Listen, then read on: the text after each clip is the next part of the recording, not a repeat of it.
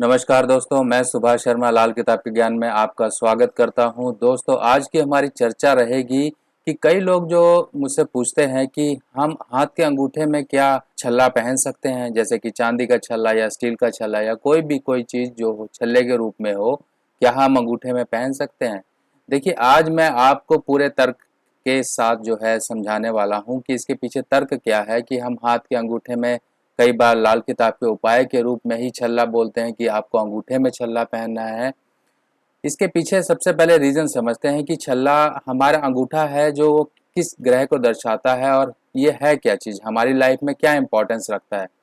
देखिए, अंगूठा अगर हम लाल किताब के हिसाब से बात करें, इसमें सामुद्रिक शास्त्र के हिसाब से यहाँ पे राहु केतु की बैठक आती है, खाना नंबर 2 जिसे कहा जाता है, या इसे जो है पूरे अंगूठे को जो है शुक्र का रूप भी माना गया है। अब शुक्र को हम समझते हैं, शुक्र हमारी लाइफ में क्या इंपॉर्टेंस रखता है। देखिए, शुक्र क्या है, हमारी शक्ति है। हमारी शक्ति जो है इंटरनल शक्ति, एक काम शक्ति। आपने एक बुढ़ापे में इंसान की शक्ति को देखा होगा, एक जवान इंसान, एक फौजी की शक्ति को देख लीजिए, या फिर एक जवान जो 18 से लेके 25-26 साल की उम्र में होता है, उसका एनर्जी लेवल कितना ज़्यादा होता है, उसके अंदर एक सेक्सुअल पावर का लेवल कितना ज़्यादा होता है। पर जैसे जैसे उम्र बढ़ती रहती है, वैसे ही वैसे हमारी एक काम शक्ति और ये जो सेक्सुअल पावर है वो घटती जाती है। जब ये शक्तियाँ घटनी शुरू हो जाती हैं, तब हमारी पकड़, किसी भी चीज़ पर पकड़, मान लीजिए हम कोई चीज़ पकड़ते हैं कि हमने ये उंगली ही पकड़ी किसी की, तो सब उंगलियां और अंगूठा मिलके जो है एक पकड़ को मजबूत बनाता है।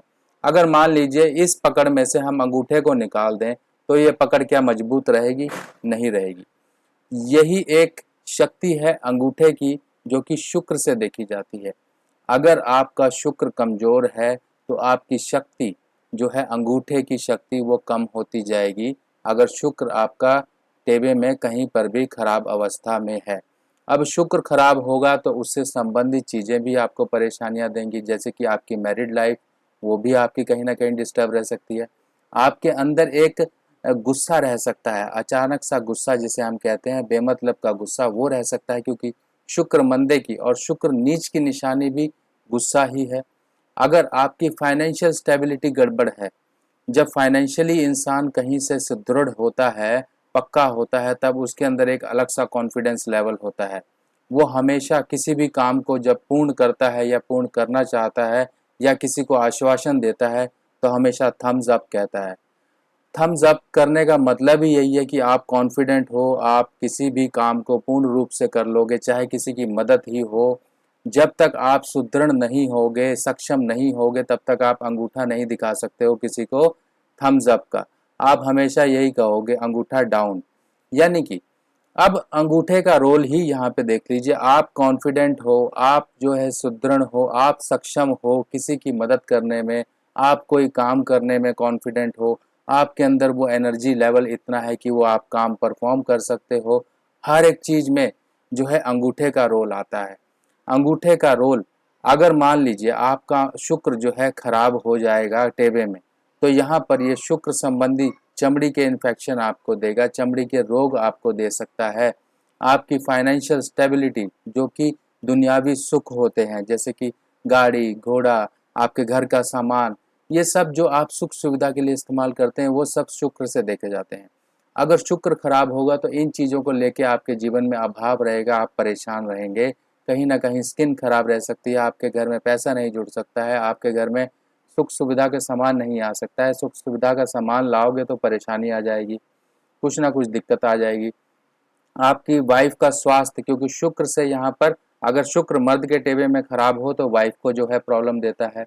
अब इसके साथ साथ आपकी काम शक्ति, यानी कि आपकी औलाद पैदा करने की शक्ति पर भी शुक्र मंदे का प्रभाव पड़ता है। अगर शुक्र मंदा होगा तो औलाद पैदा करना, यानी कि लड़का संतान होने में दिक्कत हो सकती है, लड़का संतान नहीं होगी, या लड़कियां संतान ज़्यादा होंगी, या फिर जो है ऐसे व्यक्ति जो है नपुंसक की कैटेगरी में भी आते हैं। इन लोगों को भी शुक्र में जो है इनकी स्पर्म काउंट काफ़ी ज़्यादा लो होता है, जिस वजह से ये बच्चा पैदा नहीं कर पाते हैं।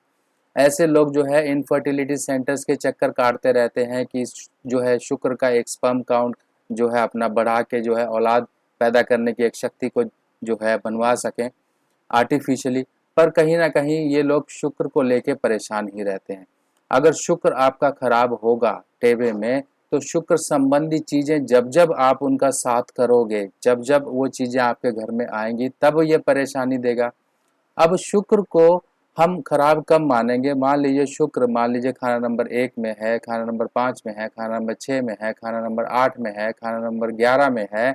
अगर इन घरों में है, खाना नंबर 9 भी गिन लीजिए, अगर इन घरों में शुक्र है तो यहाँ पर शुक्र मंदा होगा। अब केंद्र के घर खाना नंबर 1, 4, 7, 10, अगर इन घरों से बाहर शुक्र है और साथ में बुध की युति के साथ है, तब भी शुक्र यहाँ पर मंदा कहलाया जाएगा और ये मैरिड लाइफ की प्रॉब्लम क्रिएट कर देगा।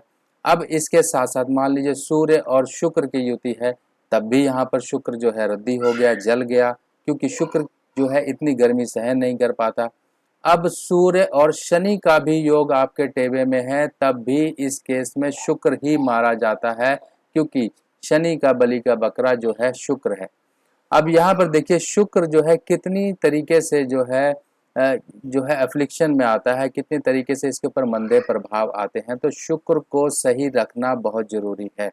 अब शुक्र को सही रखने के कई उपाय हैं, जैसे कि हम बुध का सहयोग ले सकते हैं, खाना नंबर 6 में हो, खाना नंबर 7 में हो, तब यहाँ पर जो है बुध का सपोर्ट ले सकते हैं। चंद्रमा का यानी कि चांदी का, ठोस चांदी रखने का हमें जो है उपाय के तौर पे कहा गया है।